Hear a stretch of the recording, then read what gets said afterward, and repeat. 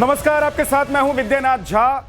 शुरू हो चुका है ब्रह्मास्त्र। आज हम बात करने वाले हैं भाईजान ने भड़काऊ कार्ड चला और ऐसे होगा सियासत में इनका भला।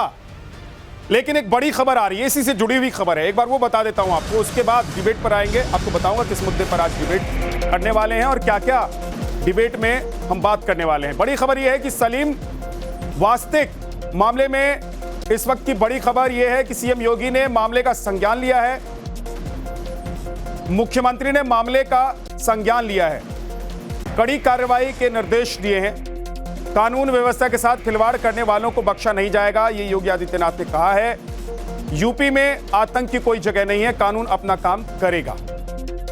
ये तमाम बातें योगी आदित्यनाथ ने सलीम यूट्यूबर के मामले में कही है। सलीम के ऊपर हमला किया गया था और घर में घुसकर सलीम पर वार किया गया। जिन दो लोगों ने सलीम पर वार किया वो सलीम के समुदाय से ही आते हैं और सलीम यूट्यूब पर जिस तरह का कंटेंट बना रहे थे उससे वो भड़के हुए थे। लेकिन इस बीच बड़ी खबर यह है कि सीएम योगी ने इस पूरे मामले में संज्ञान लेते हुए कहा है कि कानून से कोई खिलवाड़ नहीं कर सकता है, कानून अपना काम करेगा।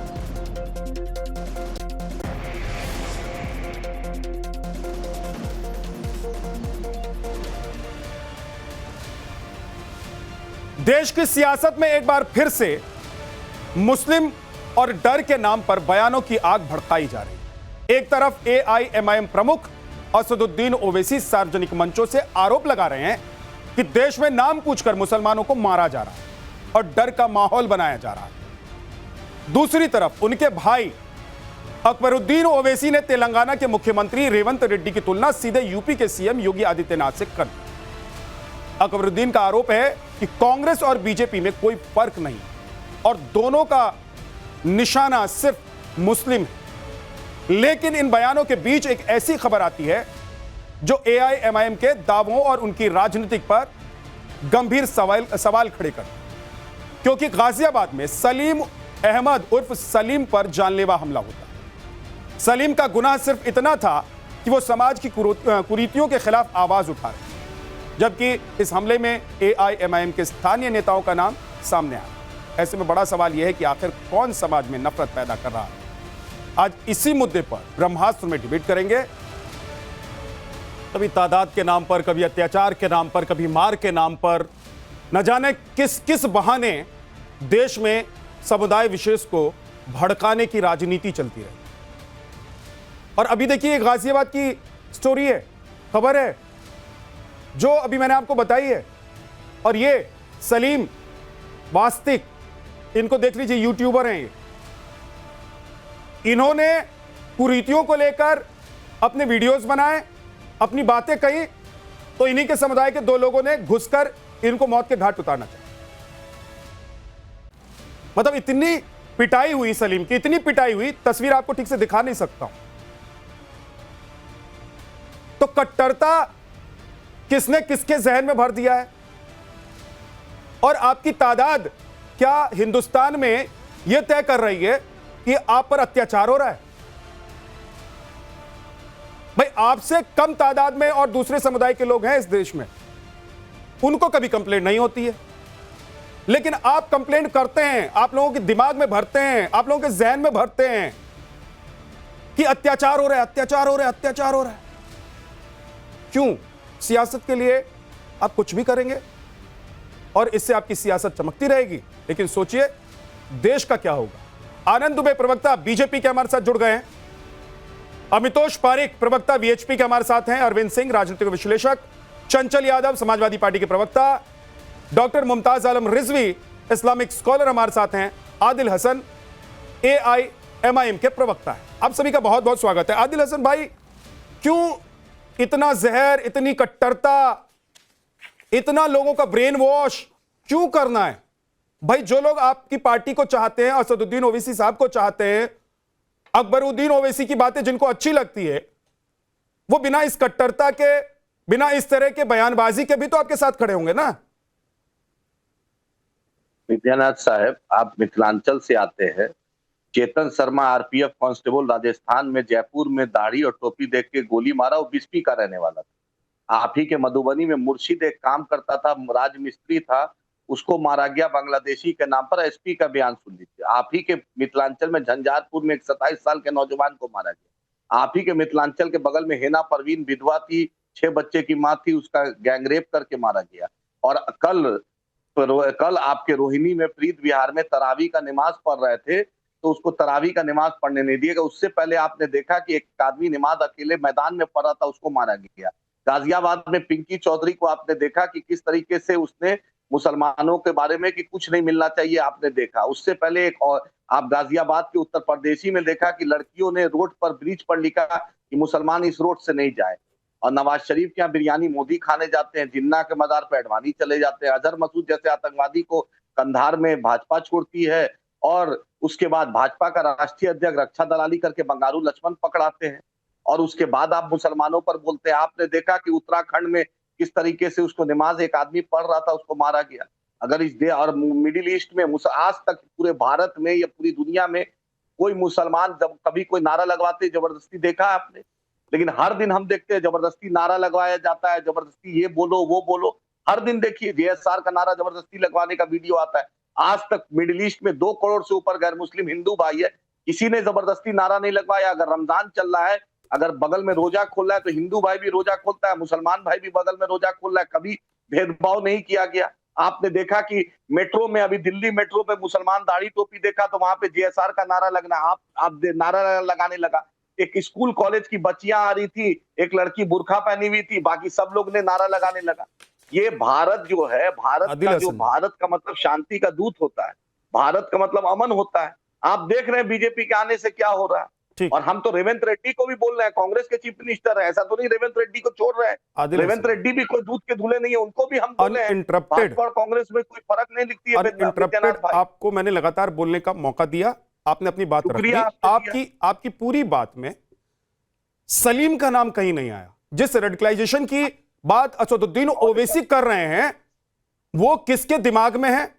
और ये सलीम को गाजियाबाद में घर में घुसकर जिन लोगों ने मारने की कोशिश की है, वो लोग क्या है? हाँ, सुन लीजिए। और एक बात, आपने देखा नीलेश राणे कल तक कांग्रेस में थे, मुसलमानों के दरवाजे पे वोट की भीख मांगते थे। हेमंता बिस्वा कांग्रेस में था, मिनिस्टर था, मुसलमानों के दरवाजे पे भीख मांगता था, फिर रिक्शा वाले को 4 रुपया और 5 रुपया बोलता है। जिसने भी सलीम को, क्या है गाजियाबाद पुलिस, उत्तर प्रदेश पुलिस क्या कर रही है? योगी आदित्यनाथ क्या कर रहे हैं? झालमुड़ी बेच रहे हैं क्या? पुलिस को एक्शन लेने बोलिए। हम हैदराबाद से पुलिस भेजे, बोलिए आनंद दुबे जी, बोलिए। योगी आदित्यनाथ निकम्मा हो गए हैं, उनसे काम नहीं हो रहा है। आदिल जी ओके, अब रुक जाइए। आदित्यनाथ से काम नहीं आनंद दुबे जी बोलिए। केशव प्रसाद मौर्य से और बाल मुकुंद से सिर्फ लड़ रहे हैं। बाल मुकुंद का चोटिया किस तरीके से उनके साथ दुर्व्यवहार हुआ, पंडितों के साथ, आपने नहीं देखा? तभी आपका मंत्री जाकर, डिप्टी सीएम जाकर किस तरीके से उनसे माफी मांगा। योगी बोलिए ओके, रुक जाइए। अब आदिल हसन रुक जाइए। आनंद दुबे जवाब दीजिए।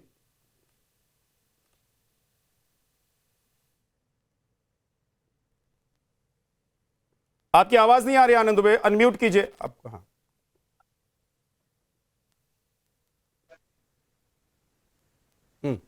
जी देखिए, ये हैदराबाद के जो भड़काऊ भाईजान हैं, इनका एक सूत्री एजेंडा है, सिर्फ नफरत की राजनीति करो, अपने लोगों के बीच में विक्टिम कार्ड खेलो, झूठ बोलो और सिर्फ झूठ बोलो। अभी इनके प्रवक्ता ने, आपने जिसका नाम कहा उसका नहीं लिया, और बड़ी बड़ी बातें इन्होंने कहा झालमुरी बना रहे हैं। ये झालमुरी नहीं बना रहे, आप जैसे लोगों का झाल निकाल दिया है। और उत्तर प्रदेश में अगर ऐसा करने की कोशिश करेंगे तो झालमुरी बेचने लायक नहीं रहेंगे। अगर उत्तर प्रदेश में इस तरह की गलती करने की भी कोशिश की तो झालमुरी बेचने लायक नहीं रहेंगे, बस इतना समझ लीजिए। यहाँ दूसरे किस्म की सरकार है। यहाँ अगर आपने लॉ एंड ऑर्डर को चुनौती दिया, तो फिर आप जीवन भर पछताएंगे। इसीलिए आपके भड़काऊ भाईजान की दाल यहाँ नहीं गल पा रही है। हर जगह उनकी जमानत ही जब्त हो रही है। जब जब चुनाव लड़ते हैं तब तक मुंह की खाके जाते हैं। एक चीज, दूसरी चीज, बड़े बड़े नाम लिए। अरे जरा उस टेलर का भी नाम ले लेते जिसको दुकान में घुस के मार डाला, उनका भी नाम ले लेते, जिनके घर उधार के पैसे मांगने गए और उनके बच्चों की हत्या कर दी, उनका विष्णु गोस्वामी का नाम ले लेते, वी रामलिंगम का नाम ले लेते, ध्रुव त्यागी का नाम ले लेते, चंदन गुप्ता का नाम ले लेते, हीना तलरेजा का नाम ले लेते, अंकित सक्सेना का नाम ले लेते, प्रशांत पुजारी का नाम ले लेते, विष्णु जैन का नाम ले लेते, ट्विंकल शर्मा का नाम ले लेते। ऐसे तमाम चेहरों का नाम लेना भूल गए आप, जिनको आपकी जिहादी और उन्मादी भीड़ ने कहीं जला दिया, कहीं मार दिया, कहीं काट दिया। आप बात करेंगे। और ये तो जिस पार्टी के हैं, उस पार्टी की स्थापना ही इसीलिए हुई, रजाकारों की पार्टी है, जिसकी स्थापना ही केवल हिंसा फैलाने के लिए, आगजनी करने के लिए, बलात्कार करने के लिए, गोली चलाने के लिए हुई है। और आज भी ये वही चाहते हैं, लेकिन इनको नहीं पता है देश बदल चुका है। और खासकर उत्तर प्रदेश में मैं आज भी AIMIM के प्रवक्ता को बहुत आदिल हसन तुम तड़ा करके एक तो बात मत कीजिए प्लीज। देखिए आप एक बड़ी पार्टी के प्रवक्ता हैं, बेचने लायक भी नहीं रहेंगे, ये समझ एक अब जवाब दीजिएगा उनका, जवाब दीजिएगा उनका। रुक जाइए ना, थोड़ा रुक जाइए, 1 सेकंड रुक जाइए, 1 सेकंड मना कीजिए, इसको समझाइए। जब तक इसको उसको क्या होता है आदिल हसन जी? आदिल हसन जी इसको उसको क्या होता है? आदिल हसन समझाइए, तुम तड़ाक नहीं ये शुक्र मनाओ कि टीवी पे जुड़े और कहीं दूर हो, बोलने का तमीज सीखे। उत्तर प्रदेश में रह के इस तरह की भाषा का इस्तेमाल करते हो, इस तरह की जिहादी सोच करते ना, तो आपको समझ में आ जाता कानून क्या होता है। ठीक, ओके आदिल हसन आप जवाब देना चाहते हैं, बोलिए। कोशिश मत करना। सुनिए, पहली बात ये दुबे जी को बोलिए कि इज्जत कर रहे हैं, यूपी के प्रवक्ता है, यही दूल्हे भाई को मोदी जी भेजे थे विदेश, पाकिस्तान को एक्सपोज यही दूल्हे भाई ओवैसी साहब किए थे ऑपरेशन सिंदूर के बाद। आनंद दुबे को और शहजाद पुणेवाला को और योगी आदित्यनाथ को विदेश नहीं भेजा गया था, यही दूल्हे भाई असदुद्दीन ओवैसी साहब को विदेश भेजा गया था। अब मोदी सरकार को भारत सरकार की तरफ से कहते मोदी यही दूल्हे भाई को भेजे थे, गलत बात होगी, यही दूल्हे भाई को भेजे थे, पक्ष रखने के लिए देश का झंडा यही दूल्हे भाई ओवैसी साहब बुलंद किए थे, देश में दंगा फैलाएंगे, यही दूल्हे भाई नहीं देंगे आपको। यही दूल्हे भाई आपकी क्या, आप यही दूल्हे भाई को भेजे थे। और कर्नल सोफिया के बारे में आपका मंत्री क्या कहा था, आपको नहीं पता है क्या? आप सोच रहे हैं कि आपको एक पक्ष रखने के लिए जिन्ना के बाद अडवाणी क्या देखिए छूट दे देंगे क्या? देखिए आदिल हसन जी और आनंद दुबे, 1 सेकंड दोनों लोग रुक जाइए भाई। जहां पर देश की बात आती है वहां पार्टी नहीं, वहां देश का हर बच्चा और हर बड़ा देश के लिए खड़ा होता है। तो असदुद्दीन ओवैसी अगर दुनिया में जाकर भारत का गुणगान कर रहे हैं तो भारतीय होने का फर्ज अदा कर रहे हैं, निभा रहे हैं। लेकिन उन्हीं असदुद्दीन ओवैसी से या अकबरुद्दीन ओवैसी से यह कल्पना नहीं की जाती कि वो देश में रहकर कट्टरता और ऐसी ऐसी बातें करेंगे जिससे एक समाज और समुदाय के बीच जहर फैल जाए। अमितोष पारिक भाई, अगर देश में मुसलमानों की तादाद कम है जी, तो क्या उन पर अत्याचार इसलिए हो रहा है?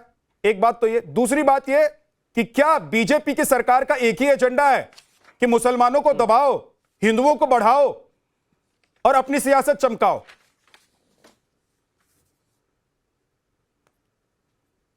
जी बहुत बहुत धन्यवाद झा साहब। जब मैं अपना विषय रखूं तो मैं उम्मीद करता हूं कि MIM की रेडिकल सोच के सेक्युलर आदिल जी है उसको सुनेंगे, बाद में जवाब देंगे, बीच में इंटरप्ट नहीं करेंगे। अभी आपने एक प्रश्न पूछा मुसलमान की ग्रोथ और हिंदू की। मैं ग्राफ आपको दिखाता हूं, देखिए आपके दर्शक भी देखेंगे। इस ग्राफ के अंदर में graph showing population growth of in India, ये जो ऊपर का ग्राफ है ये सिर्फ ये दिखा रहा है कि मुस्लिम पॉपुलेशन की डेमोग्राफिक ग्रोथ भारत में कितनी हुई है। नीचे वाली सबसे हिंदू की है जो कम बढ़ी है। अब आते हैं पॉपुलेशन ग्रोथ पे 1995 से 2011। ये जो नीचे वाली लाइन है ये नहीं बता रही है कम है, ये मुस्लिम पॉपुलेशन ग्रोथ है जो बता रही है कि 99.84 से लेकर 4.09% मुस्लिम पॉपुलेशन ग्रोथ भारत में हुई है और हिंदू की ग्रोथ जो है वो घटी है। तो सबसे पहली बात तो नैरेटिव क्लियर कर दे MIM वाले कि पॉपुलेशन की वजह से हो रहा है। अब आता है रजाकार वाली बात। तो मैं आपको बताता हूं, अभी इन्होंने कहा कि रमजान में क्या हुआ है, जय श्री राम के नारे लगाने पे बहुत हुआ है। अभी हमने देखा अल्मोड़ा के अंदर में क्या हुआ था। अभी हमने देखा कि महाशिवरात्रि के अंदर में 3 जगह, कर्नाटका, हैदराबाद और साथ में एक और जगह पर जो है जबलपुर, वहां पे रमजान में अटैक करे गए। ये कौन सा डरा हुआ मुसलमान है भैया, जो रमजान के अंदर में भी, महाशिवरात्रि में भी अटैक करता है, तो रमजान के अंदर में भी अटैक करता है। अब आते हैं, इन्होंने ही कहा था कि हमने 800 साल राज किया है असुद्दीन ओवैसी ने हिंदू के ऊपर में, इसका भी जवाब ये देंगे। 2007 में तस्लीम रहमान को इन्होंने थ्रेटन किया था, 2011 में पीवी नरसिम्हा राव के लिए अपशब्द कहते, 2012 के अंदर में राम के लिए अपशब्द कहते, 2012 के अंदर में भाग्य लक्ष्मी के लिए अपशब्द कहते, और 25 करोड़ मुसलमान को 15 मिनट दिया जाए, ये वही असुद्दीन ओवैसी की एमआईएम की पार्टी है। नमाज will not happen, Noorpur violence भूल गए क्या? ये इन्हीं की पार्टी ने कहा था कि नमाज नहीं होने देंगे, नमाज होगी लेकिन किसी प्रोसेशन को नहीं निकलने देंगे। इन्हीं की पार्टी ने, असुद्दीन ओवैसी ने, हिंदू प्रोसिक्यूशन को इस्लामिक राष्ट्र के अंदर में हो रहा है उसको डिनाई करा था। 15 करोड़ मुसलमान, ये वारिस पठान है जो बोलता है कि गोली रख दो लेकिन फतवा जारी कर दो, लेकिन मैं भारत माता की जय नहीं कहूंगा। भीमसा वायलेंस भूल गए हम, जिसमें इन्हीं के पार्टी के काउंसलर थे, उनका नाम था एमआईएम के जाबिर अहमद, वो इन्वॉल्व पाए गए थे, 13 घर जले थे और 24 दुकानें जली थी। और तो और देखिए, टीवी क्या नाम है, टी नसीर, आतंकवादी था जिसने कहा था Hyderabad is becoming a hub of जिहाद। कौन है? असुद्दीन ओवैसी वहां से आते हैं। तो मुझे लगता है जिन लोगों का इतिहास रज़ाकार से लेकर ऑपरेशन पोलो या फिर भारत के अंदर में नाम मिलने का हो, जो लगातार तरीके से हेट क्राइम की बात करते हो, तो 15 मिनट की बात लगातार करते हो, जो सत्ता में आते टीपू की छाती ठोकने लग जाते हो, मुझे लगता है उनको देश अमितोष पारिक जी, कौन रेडिकल है कौन देश। योगी आदित्यनाथ पहले दिन से जब वो मुख्यमंत्री पद की शपथ लेते हैं और आज तक एक बात बहुत क्लियरली उन्होंने कही है कि आतंक, अपराध और अपराधियों की जगह उत्तर प्रदेश में नहीं है। घटना चाहे छोटी हो चाहे बड़ी हो, अपराधी बख्शे नहीं जाएंगे। चंचल यादव जी, अगर योगी आदित्यनाथ कानून व्यवस्था की बात करते हैं, कहीं पर कानून तोड़ा जा रहा है, किसी के साथ कुछ हो रहा है, तो कानून उससे निपटता है, लेकिन राजनीतिक पार्टी के रहनुमाओं को क्या रेडिकलाइजेशन तादाद में कम है, तादाद में ज्यादा है, 15 मिनट वाली सोच, ये सब करके क्या वो एक वर्ग को, एक समुदाय को भड़काते नहीं है? क्या ये सब करके वो देश में अराजकता फैलाने की कोशिश नहीं करते हैं? जवाब देना चाहते हैं अमितोष जी? आ रहा हूं, आदिल जी रुकिएगा जरा। चंचल जी। विद्यानाथ झा जी, जो आपने अभी सरकार के कसीदे पढ़े कि आदरणीय मुख्यमंत्री जी क्या क्या कहते हैं, क्या क्या करते हैं, तो मैं आपको बता दूं, आपको जानकारी के लिए, उत्तर प्रदेश महिला अपराध में नंबर 1 है, उत्तर प्रदेश कस्टोडियल डेथ में नंबर 1 है, उत्तर प्रदेश में सबसे ज्यादा जातिगत आधार पर भेदभावपूर्ण व्यवहार करने में नंबर 1 है।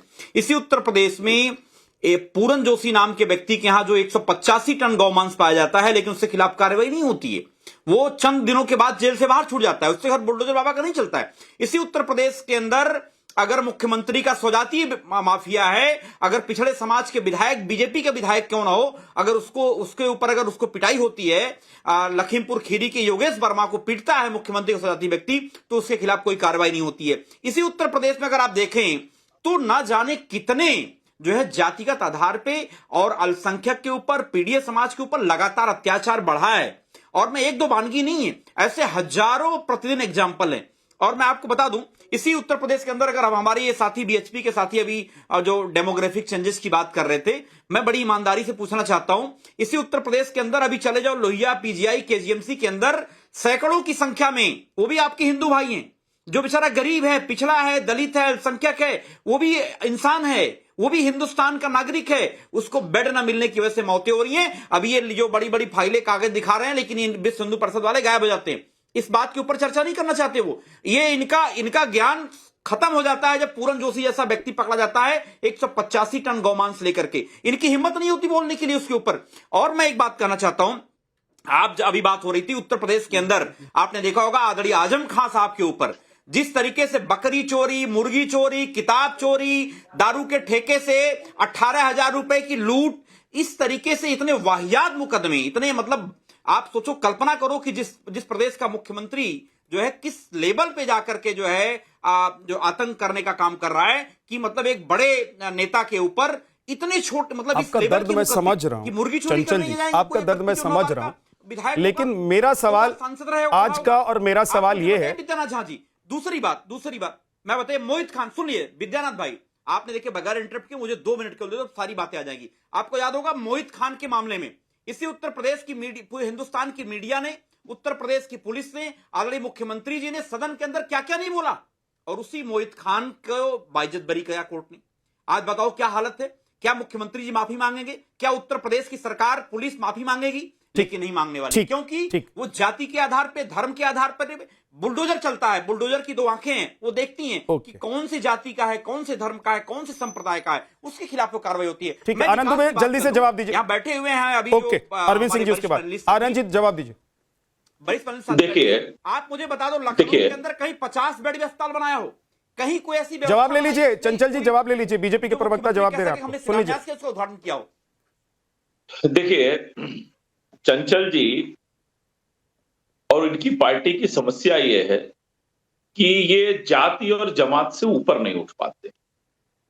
जब इनकी सरकार रही तो जाति देख के नौकरी दी, जाति देख के ट्रांसफर पोस्टिंग किया, जाति देख के थाने तहसील दिए, जाति देखकर दंगे करवाए और धर्म देखकर हिंसा करवाया, दंगे करवाए। यहां तक कि मुजफ्फरनगर हिंसा का जो आरोपी था उसको अखिलेश यादव जी ने सरकारी विमान से बुला के और मुख्यमंत्री आवास में आवाभगत की। आतंकवादियों के मुकदमे वापस लेने के लिए समाजवादी पार्टी ने पैरवी की।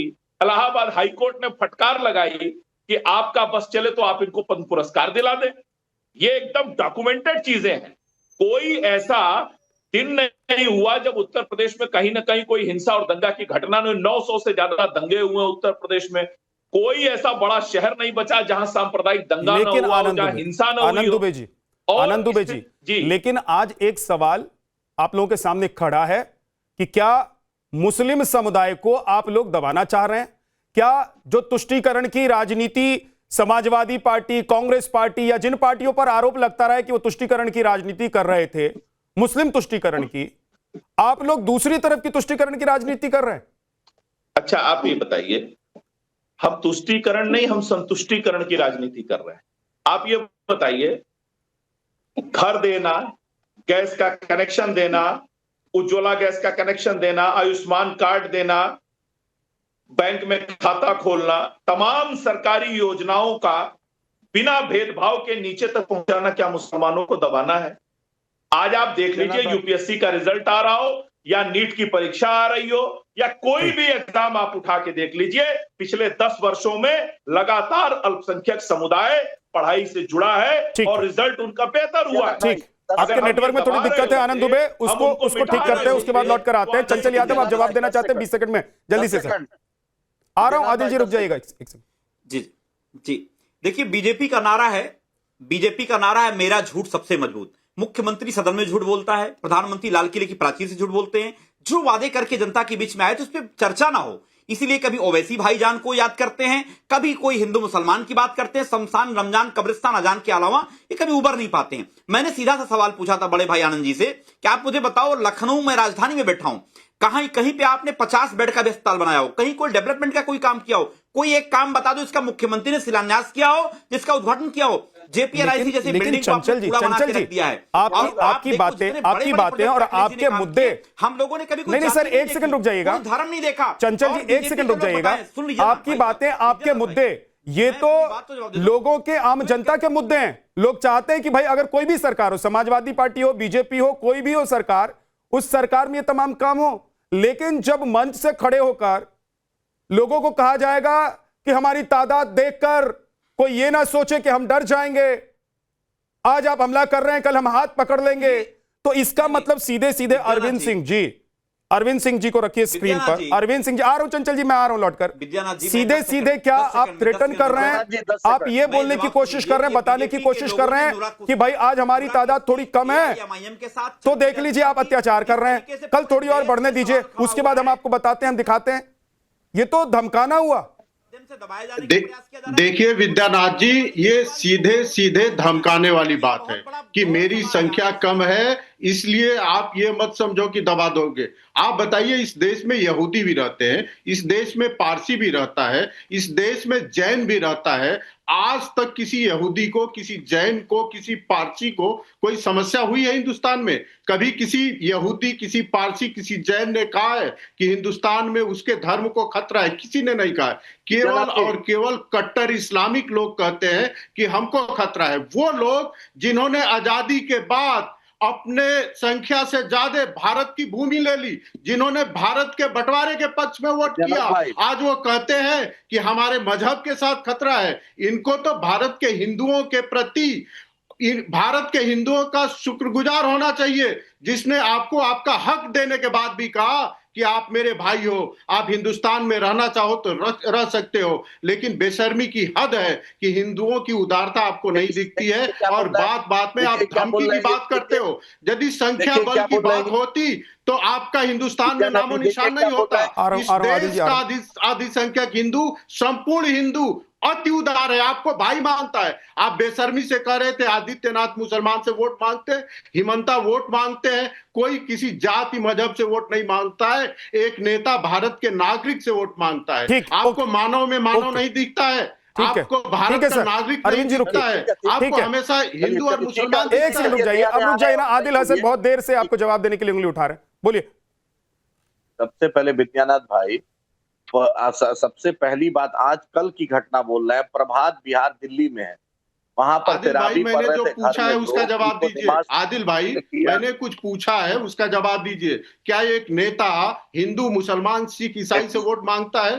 क्या इंसान से वोट नहीं मांगता है? आपको मुसलमान दिखता है, आपको हिंदू दिखता है, आपको ईसाई दिखता है, आपको भारत का नागरिक क्यों नहीं दिखता है? अरविंद जी सुन लीजिए ना, वो जवाब दे रहे हैं। अरविंद जी सुन लीजिए, वो जवाब दे रहे हैं। अगर वो लाइन से इधर उधर होंगे तो मैं उनको रोकूंगा। अब सुन लीजिए अरविंद जी, प्लीज रुक जाइए। शर्माता है अरविंद जी, रुक जाइए प्लीज। आदिल हसन बोलिए। बुलंद करता है, अरविंद जी, तब आपको शर्म नहीं आती है? रुक जाइए अरविंद जी, जरा जवाब दीजिए, पॉइंट सा जवाब दीजिए, भागिए मत। विद्यानाथ भाई, आप ही बोलिए। प्रभात बिहार में दिल्ली में तरावी पढ़ रहे थे, 12 दिन से पढ़ रहे थे लोग। रात में राइट विंग के लोग आए, उसके बाद तरावी रोक दिया गया। आप ही बतलाइए। पिंकी चौधरी इसी उत्तर प्रदेश में है, योगी आदित्यनाथ के क्षेत्र में है। उसने बोलता है कि मुसलमानों को राशन नहीं देना चाहिए, कोई एक्शन नहीं हो रहा है। यति नरसिंगा हमारे नबी के शान में गुस्ताखी किया, योगी आदित्यनाथ पुलिस का बुलडोजर नहीं चला। सपा के जो अयोध्या फैजाबाद के जो जिला अध्यक्ष पे झूठा इल्जाम लगा, कोर्ट ने बरी किया। बोलिए, बीच में नहीं बोल रहे थे। जो भी अरे भाई, अरविंद से उसके खिलाफ कार्रवाई होनी चाहिए और कार्रवाई होती है। ऐसे एक दूसरे के ऊपर मत बोलिए, एक दूसरे के ऊपर मत बोलिए। अरविंद जी, मुझे ऑडियो डाउन करना पड़ेगा। एक दूसरे के ऊपर मत बोलिए। आपने कुछ सवाल किए हैं, उसका जवाब ले लीजिए। आदिल हसन जवाब दे रहे, जल्दी से आदिल हसन। मुमताज आलम रिजवी के पास नहीं जा पाया हूं, बोलिए जल्दी से। सर आप ही बोलिए। 52 साल आरएसएस ने तिरंगा नहीं फैलाया, संविधान नहीं मांगा, सरदार पटेल ने बैन किया, ये हमको बोले। 3 नौजवान आरएसएस के हेडक्वार्टर में तिरंगा फहरा रहे थे, उसको एफआईआर किया। अभी उन्होंने कहा कि 185 किलो गोमांस पकड़ा है, कोई एक्शन नहीं हुआ। सबसे ज्यादा बीफ कंपनी से चंदा बीजेपी लेती है, सबसे ज्यादा बीफ का एक्सपोर्टर भारत बन गया है। ये सारी बातें चंचल यादव ने कह दी है। उनका सवाल ये है। ओके आदिल भाई अब रुक जाइए, क्योंकि आप सवाल का जवाब नहीं दे रहे हैं। जो चंचल यादव ने कहा आप उसको रिपीट कर रहे हैं। मैं ये कह रहा हूं कि उनका सवाल ये है। मुमताज आलम रिजवी, डॉक्टर मुमताज आलम रिजवी, क्या इस देश में आबादी देखकर कोई सरकार किसी को दबाती है और किसी को उठाती है? और मुसलमानों की आबादी इस देश में क्या इतनी कम है? क्या यहां रहने वाले सिख, जैन और बाकी जो समुदाय के लोग हैं, धर्म के लोग हैं, उनसे भी कम है? वो लोग तो कभी शिकायत नहीं करते कि फलाना सरकार आ गई, हमें दबाया जा रहा है। वो लोग तो कभी कट्टरता की बात नहीं करते। वो लोग तो नहीं कहते कि अभी हाथ पकड़ लेंगे। विद्यानाथ जी 10 सेकंड सिर्फ बहुत बहुत शुक्रिया आपका विद्यानाथ झा जी। देखिए ऐसा है कि आप ये कह रहे हो कि मुसलमानों का डर है, लेकिन तलवार कौन लोग बांट रहे थे गाजियाबाद में? अब क्यों बांट रहे थे? हमें इसका जवाब दीजिए कि क्यों ऐसा हुआ। और अभी आप कह रहे थे करनी सेना के लोग जब आगरा में खुली तलवार लेकर के आए, तो क्यों लेकर के आए? क्या हुआ उनका? इसी तरीके से कई लोग मुसलसल जिस तरह के बयानात दे रहे हैं, लगाते हो वो ठीक है। किस बात का डर है? तलवार दे दी तो तुम्हें दिक्कत हो गई। आप एक में अमितेश देखिए, अभी आप दूसरों को ज्ञान देते हो कि हमारे बीच में मत बोलना, और नक्शा और पता नहीं क्या क्या फर्जी लेकर के कागज आ जाते हो भाई। रुक जाइए ना, मैं कह रहा हूँ रुक जाइए। एक मिनट, हमें नहीं आएगा नक्शा, मदर से पढ़ने वालों को समझ में नहीं आते नक्शे क्या होता है। 30 सेकंड बोलने दीजिए, वरना आइंदा आप बोल नहीं पाओगे। देखो मैं अगर बोलूंगा फिर आप नहीं बोल पाओगे। समझ में आता है, नक्शे समझ में। दूसरी चीज ये, आप जनसंख्या, आज देश की जनसंख्या कितनी है? क्यों नहीं बोल पाएंगे? आप छोड़ दीजिए नक्शा, आप बताइए देश की जनसंख्या कितनी है? कितनी है बताओ। आपको पता है? बताओ। कितनी है बताओ? कितनी है आप बताइए ना, अरे बताओ ना। कितनी है? अगर 140 करोड़ भी मान ली जाए तो उसमें मुसलमान की तादाद कितनी है? ये जो फर्जी आंकड़े क्या है, लेकर के आते जैसा हो और ये हिंदू कट्टरवाद पे इनसे अपीसमेंट मत जो बुलवाओ, करते हो, इनको बंद जिहाद कर पे दो, मत बुलवाओ, हिंदुओं को इनको डराना radicalize बंद पे कर मत दो, बुलवाओ। और अभी इन्हीं के साथ साधुओं भी पे कह हमला रहे हैं नबी करते की हो, शान में गुस्ताखी संतों करते पे हो, हमला इसमें सजा करते नहीं, हो, ब्लास्फेमी लॉ भारत में नहीं है भाई। गरीबों पे हमला करते हो, कौन और कर रहा है लिंचिंग हिंदू पे हमला? करवाते हो, अल्मोड़ा में किसने और करा बात हमला? करते हो। मुमताज आलम रिजवी जी, एक सेकंड बताइए, एक सेकंड मैं जवाब चाहता हूं। ये 2014 के बाद आप लोग कह रहे हैं कि कहानी बदल जाती है और 2017 के बाद उत्तर प्रदेश की कहानी बदल जाती है। मैं ये कह रहा हूं कि 2014 के बाद इस देश में और 2017 के बाद उत्तर प्रदेश में कितने दंगे हुए हिंदू और मुसलमानों के बीच। ऐसा क्या हो गया है कि आप लोग इतनी आफत काट रहे हैं भाई? डॉक्टर मुमताज आलम रिजवी, ऐसा कौन मुस्लिम समाज का व्यक्ति है जो नौकरी पाना चाहता है उसको नौकरी नहीं मिल रही है, जो काम करना चाहता है उसको काम नहीं मिल रहा है? एक बहुत क्लियर कट फंडा है योगी आदित्यनाथ का और बीजेपी सरकार का कि अपराध बर्दाश्त नहीं करेंगे, मुस्लिम आबादी कट्टरता बर्दाश्त नहीं करेंगे। देश में नौकरी में आप बताइए। और हमारी शिकायत तो ये है ना कि जब 32 मिनिस्टर 72 मिनिस्टर बनाए जाते हैं सेंटर में, तो एक मुस्लिम नहीं रखा जाता। क्यों नहीं रखा जाता? क्यों नहीं रखा जाता? आप बताइए। हर बात में तो आप भी बाइट लेते हो, मुख्तार अब्बास नकवी की बाइट ले लोगे, शहनवाज की, और ये आप देखिए शाजिया इल्मी को ले आते हो, जफर इस्लाम को लाते हो, शहजाद पूना वालों के तमाम लोगों को लेकर के आते हो। लेकिन आप ये बताइए कि इनको मंत्रालय में क्यों नहीं जगह दी गई? क्या कमी है इनमें?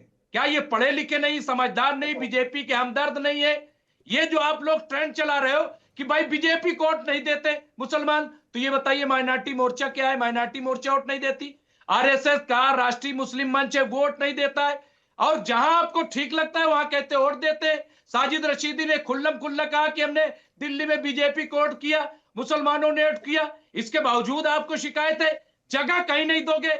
आप हुकूमत से क्यों बाहर रखना चाहते हो? नौकरियों से आप बाहर रखना चाहते हो, हुकूमत से आप बाहर रखना चाहते हो, तिजारत से आप लोग उनको बाहर रखना चाहते हो। इस देश में जो पढ़ लिख कर लगने देंगे आईएएस आईपीएस डॉक्टर इंजीनियर बनना चाहता है उसको कोई रोक नहीं सकता है। मैं उसका स्वागत करता हूं। ये आज ही नहीं, ये 2014 से पहले, 2017 से पहले और 2014-2017 के बाद भी अगर कोई पढ़ लिख कर डॉक्टर इंजीनियर बनना चाहता है, ये डॉक्टर मुमताज आलम रिजवी आपके नाम के आगे डॉक्टर लिखा हुआ है ना। अगर आपने डॉक्टर की उपाधि हासिल करने के लिए पीएचडी की होगी तो किसी ने आपको रोका नहीं होगा। ऐसा नहीं हुआ होगा कि किसी कॉलेज और यूनिवर्सिटी का दरवाजा आपके लिए बंद हो गया होगा। तो फिर ये रोना क्यों मुमताज आलम साहब? कोई रोक रहा है? क्यों? कोई रोक नहीं रहा है, लेकिन रास्ता तो हमवार किया जाता है। एक टेरर का माहौल पूरे मुल्क में जिस तरह का बना दिया भाई, बोलिए क्यों जल्दी से। अमितोष पारिक, उसके बाद आनंद दुबे जी जवाब दीजिएगा।